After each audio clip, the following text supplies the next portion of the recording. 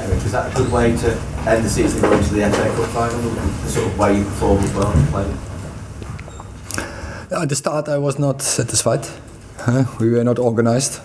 It was a messy organisation, especially out of possession. But I think after the save of David, I think was the turning point, and I think we woke up. So it was a very good wake-up call from David.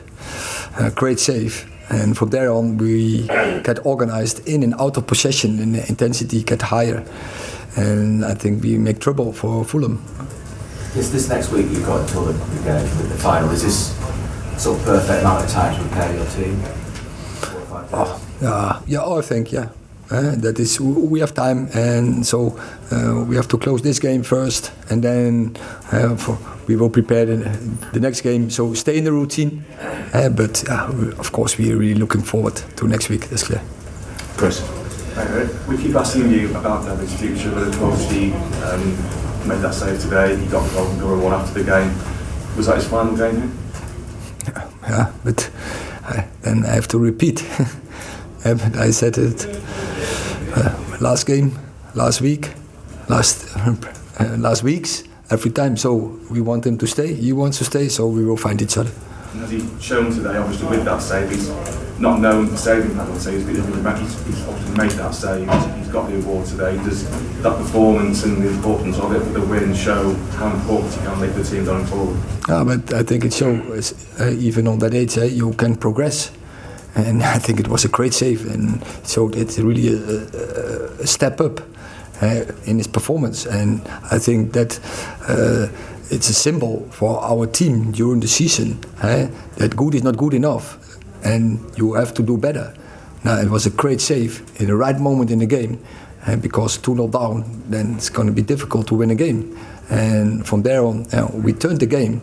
And we win the game. So I'm happy with the performance from today from my team. Tom. Hi Erik, you've made up 17 points from last season in the team you inherited. To challenge for the title, you probably need to find at least another 17 points. You mentioned there, good isn't good enough. It strikes me as the type of person who are already looking how to do that. How do you find another 17, 20 points in this team, in this club?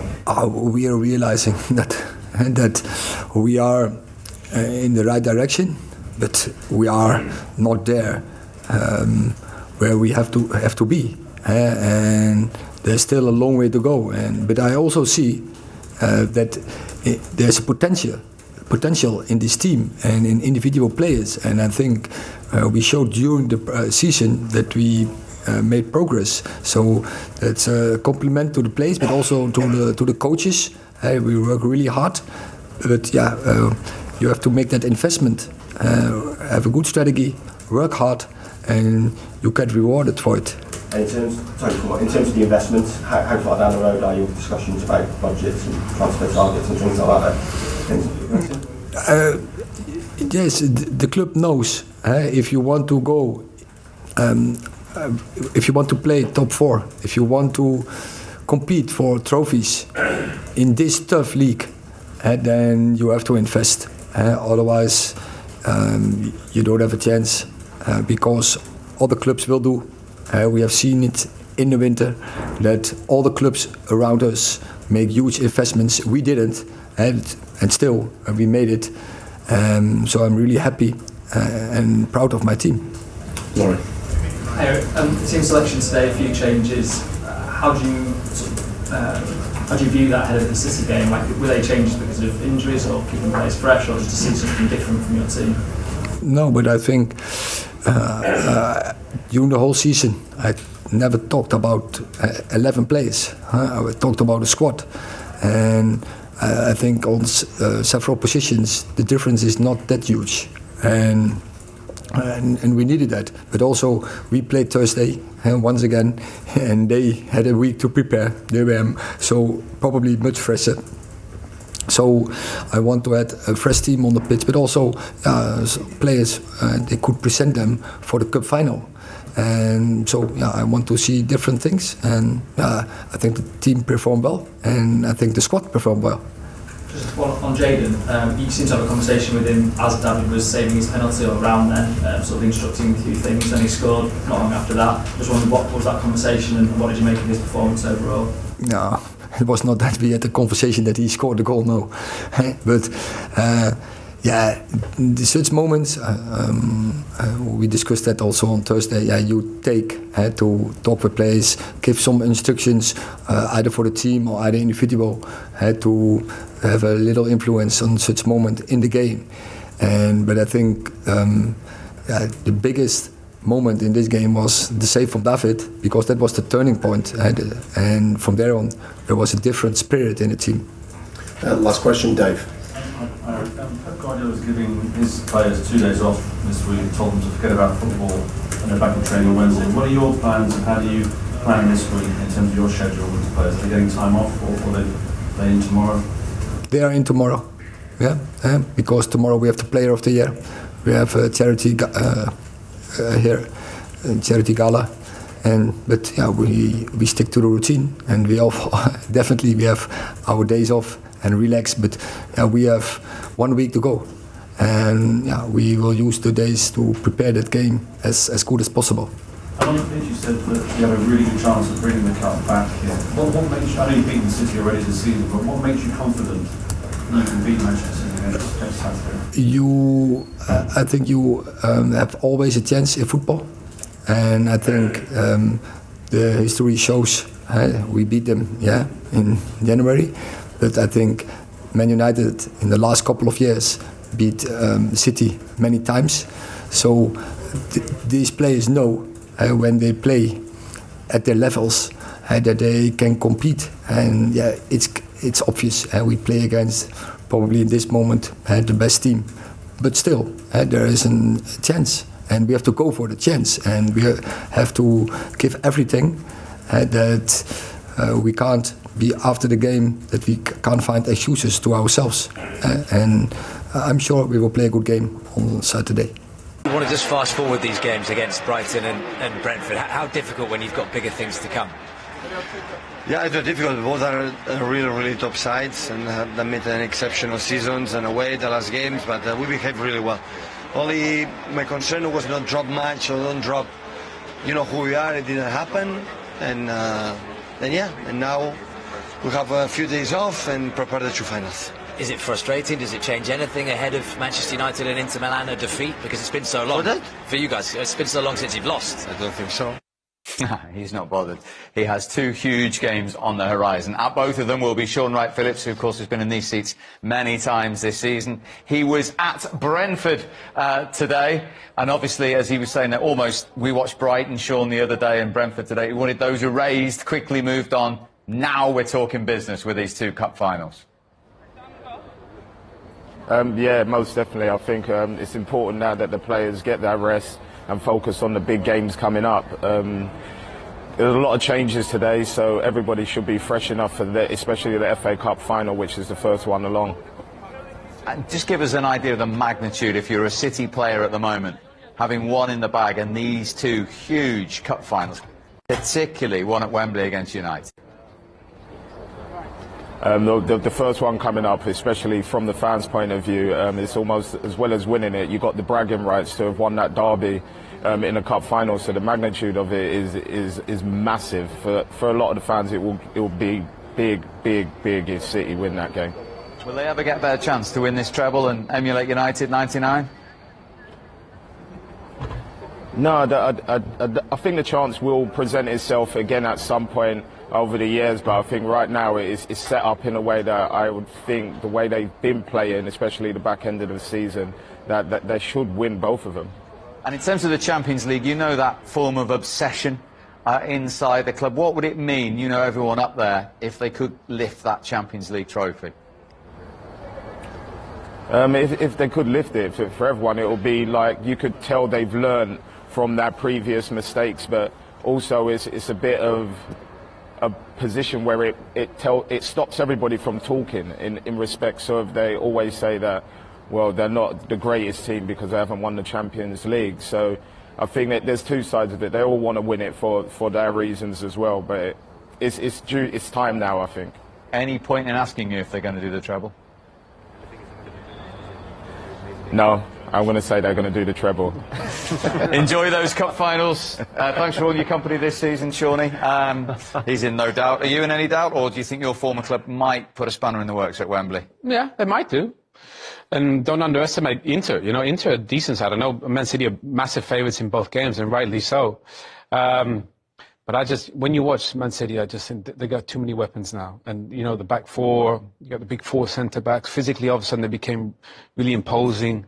Integrated an incredible number 9 in Haaland. So I don't see anybody beating them, but I think there'll be 2 great games. And they might feel like you felt today for Everton, because you can be back here next season watching Premier League football for Everton. Yeah, delighted about that. But, yeah, Manchester City, I didn't know when the both of them. I think, as Owen said, I think they're the best team around, the best team possibly in the world this season. I think in the past, they've just stumbled at certain times trying to accomplish what they're trying to accomplish this season. But right now, they're in a perfect position, and I don't see them being stopped. And Michael, we've watched an awful lot of football. We've seen 1,084 goals this season, the most in a 38-game season. We've seen drama down to the 100th minute today.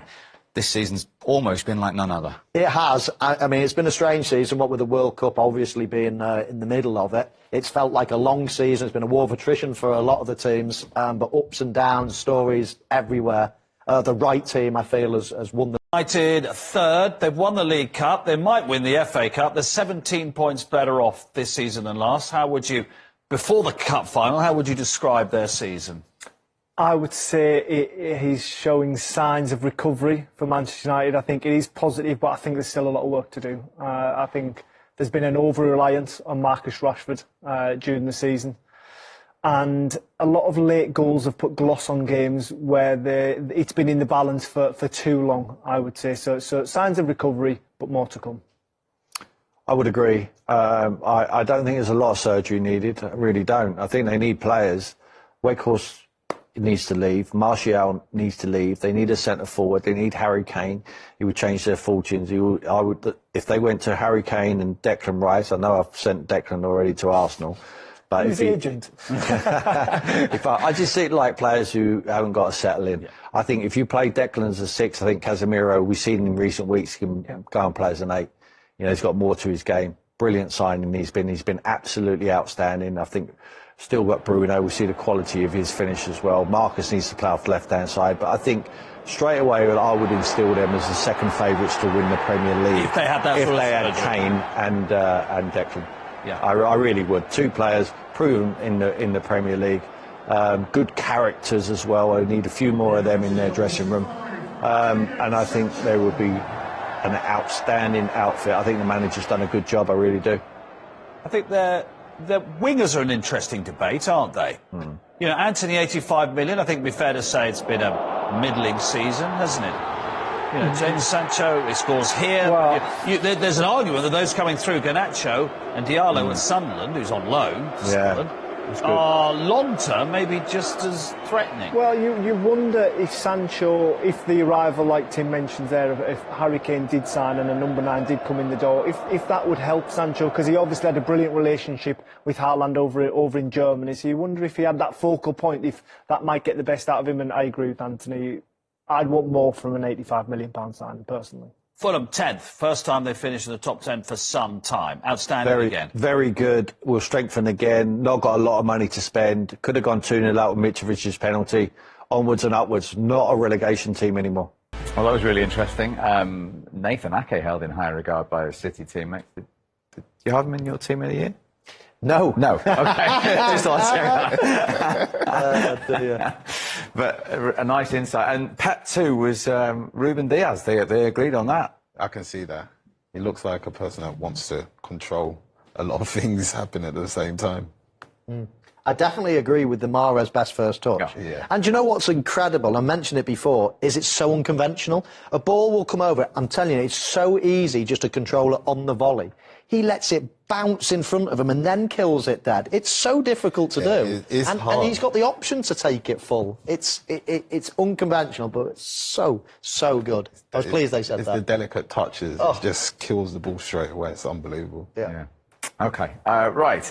Time for Sean and Michael to answer some questions as well. Because Manchester City, of course, on the verge 2 games away from the treble. Only one team in the history have done that before, and that, of course, was on the other side of Manchester at United in 1999. So, just some figures before we get into the questions of the 2 teams.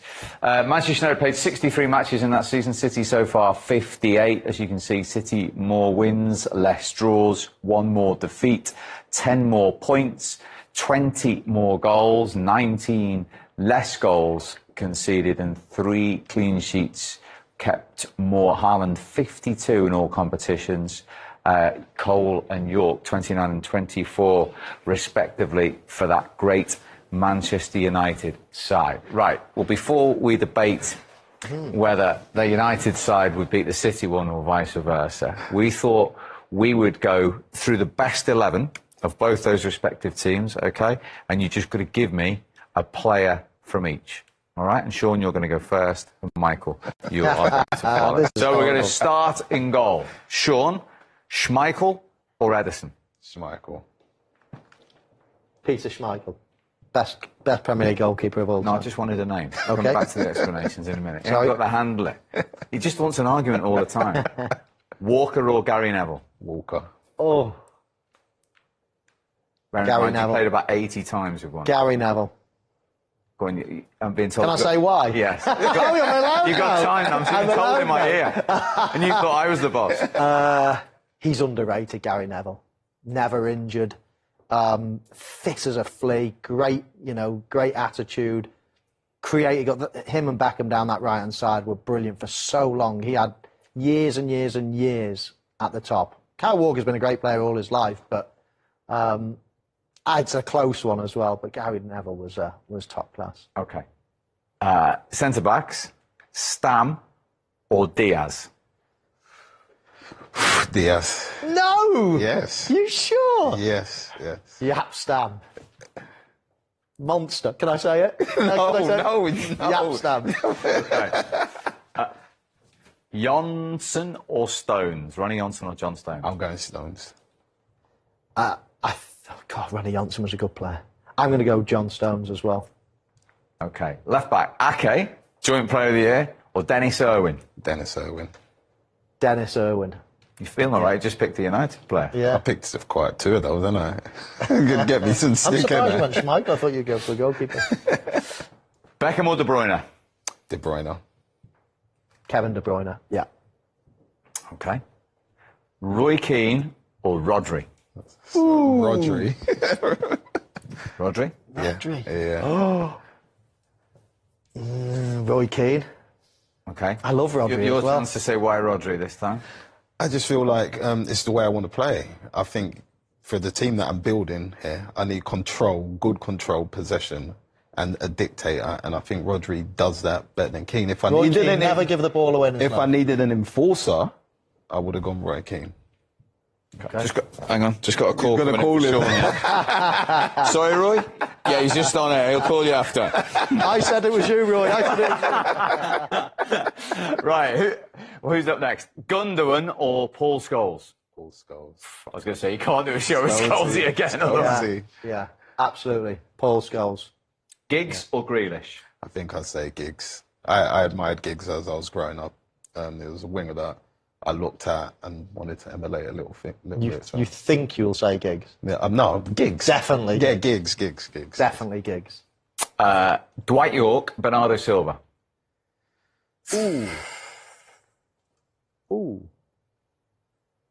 Bit different. They play a bit different. Sean's go, Michael. Sean's go. All right. No, I'm going to go Bernardo Silva. Over Dwight York? Yeah. Okay, just for clarification. Yeah. That's a tough one. That is a tough one. His performance in the semis the other day was unbelievable. I'm going to go Bernardo Silva. Oh, is that right? I think I know the answer. I don't know if I've said the right thing. Andy Cole or Erling Haaland? Haaland, I have to say Haaland. Oh, it's weird. I needed like the York and the Cole to be kind of switched around because then I could have had Andy Cole and Haaland up front. Yeah. Do you get what I mean? Mr. Sean, there is no combination. I haven't picked either of them. So. No, I'll go for Erling Haaland as well. Smaller sample, but he's going to be... Okay, the absolute monster of a question to finish. Sir Alex Ferguson. Oh, no. No. Why do we have to do things like this? How long of the show to go? I'm going Pep. Oh, I mean, Sir Alex. Sir Alex has been the greatest of all time, hasn't he? Got to say Sir Alex. I love Pep as well, but I've hated that. 3 positions I hated there. And who would win in a one-off cup final? The City treble team, possibly, or the Manchester United team that won the treble? I think City. City's team now would be, I think, that team. I just think just the way they play and control the game, I think it's different now. Yeah, I've not counted them up. I guess I've put more Manchester United players in the team. Yeah, I think Manchester City would probably win if you played that. Top 100. Yeah, that's a strange way of saying it, isn't it? But I do. Do you want the space? I'll change my team. Yeah, I just think that... I mean, football evolves, doesn't it? Football's better and better and better. And I just think that this team has just got absolutely everything. And, yeah, I'd say that City would win in the game. Okay, that was tough, but it was a good bit of fun to finish the evening. And telling you what, Brighton and Manchester City have given us a lot of fun this season. Tonight wasn't any different. City, of course, 2 games away from winning that treble. And congratulations again to Brighton. They will be playing in the Europa League next season. From the 3 of us, we'll see you soon, including Sunday for the final day. Take care. We hope you've enjoyed it as much as we have. We've certainly brought you different guests throughout the season. They were lovely words, weren't they, from Eddie Howe on Champions League qualification? Absolutely. I mean, we enjoyed his company, didn't we? Standing here talking tactics was one of the best managers about. Right then, Michael's turn to be a manager because we've seen some fantastic individual performances, of course, as well as the teams throughout the season. We know wherever you're watching this, you'll have a piece of paper or a tablet and you will have your team of the season. And if you want to play the game, we've allowed you 9 substitutes as well, which has given Michael a little bit more leeway than perhaps I would have liked. But anyway, here it is, Michael's team of the season. Some obvious ones and some discussion points. Absolutely. I've had numerous arguments since I wrote that down. I've had numerous scribbles out and put somebody else in and things like that. I think, Steve, that there's certain players that they probably speak for themselves. I can't imagine anybody watching the Premier League this season is not going to have Erling Haaland, Harry Kane, Kevin De Bruyne, Rodri, even Ødegaard. Saliba's been immense. So I think there are a few that are set in stone, whereas I think you could have quite justifiably say, let's go for the goalkeeper, for example. There's probably 4 or 5 goalkeepers that you could go for. He and the clean sheet tonight against Leicester. Only David De Gea has more Premier League clean sheets than Nick Pope. Absolutely. And funny enough, I would probably not put David De Gea in my top 5 this season. Ederson's on your bench? Yeah, Ederson's on my bench. You know, I think Alisson at Liverpool has been very good indeed. There's been lots of good goalkeepers, but I do think that Nick Pope has been exceptional this season. And, as you say, one of the best defensive records in the Premier League. Ødegaard had to go in for his goals and sheer influence this season? Exactly that, Steve. His goals, his influence. He stepped up to the mark this season. Arsenal have had a fantastic season themselves, and to get their skipper in. And he's one of 2 players that I picked from the Arsenal team. Now, on the bench, Messrs Salah, Saka and Rashford, but Ivan Toney makes it in. He does. His numbers this season have been exceptional. Brentford have had a brilliant season. I did consider... I mean, when I first picked the team, I must admit, I had Saka in that position. And then I looked at his numbers and I just had a little rethink. And I saw Mo Salah there. And Mo Salah's got much better numbers, scored miles more goals. Well, he hasn't, because they're the 3 top scorers in the Premier League. Yes, but I demoted Saka because I thought Salah and even Rashford actually is possibly, on numbers anyway, they've had better seasons than Saka. So I thought, right, I'm going to drop Saka and I'll bring Ivan Toney, and I think he's been absolutely brilliant throughout the season, playing in a team that wouldn't create as many chances as the likes of Manchester City. So I thought I'd throw him in there. OK, it's nice to see Matoma of Brighton on the bench as well. They get a mention. Right at the start of the season, episode 1 of The Final Word, we asked Michael for his predictions. It's only right that we bring them up now. They've all come to fruition. Right, that was the easy one. Champions were Manchester City. The top 4's interesting because none of those 3 teams have made it. No. I think the champions being Man City were quite an obvious one. Top 4, I didn't get any of them in. I mean, Chelsea were absolutely dreadful this season. Liverpool, only a little bit better, but of course, a resurgence in the end. Spurs was an awful pick. I mean, you were right by the overachievers. I can see the reasons I picked them at the start, but now it makes me look a little bit silly. But yes, overachievers probably dug me out of a hole a little bit, and I'm quite pleased as well with a top goal scorer. Yes, he was well touted at the start, but there were so many players like Kane, like Salah. Nunez came into the Premier League. A lot of good things were expected of him. So it wasn't an absolute certainty, but he's demolished them all as Erling Haaland. Manager of the season. I mean, Steve Cooper will certainly be an honourable mention, who you predicted would keep Nottingham Forest up. That wasn't a given. No, there's some bad shouts that I've had there, but I'm not too embarrassed by that one. I think Steve Cooper's done a very good job. I would not be shy of picking him again next year. I think he's an exceptional manager that's done well with a lot of changes into that squad. And I think with a more settled squad, you could see Nottingham Forest doing all right next year. Shall we brush over those last 2? Let's forget about the last 2. Yeah, we've had a good season on the Final Word, so we'll forget about those. No, on a serious note, the young talent probably a poor pick. One to watch. I'm not too ashamed of that one. He got injured, and I still think he's an exceptional talent. That again, if you ask me to do it next season, he might get into my thoughts. How much have you enjoyed the quality of the Monday Night Football that we've been watching, and all the different guests we've had, and the live managers and the players we've been lucky enough to speak to? It's been brilliant. We have had a variety of guests on the show. We've gone from referees to managers to players, current and past, goalkeepers. So we've had a real variety, and it's brilliant to get the insight of all these different players and people on our show, as well as the live interviews. I particularly enjoyed those straight after the games. OK, well, in the blink of an eye, we'll be back on more Mondays. Absolutely. We'll see you then, partner. We hope you've enjoyed it. Thank you very much indeed.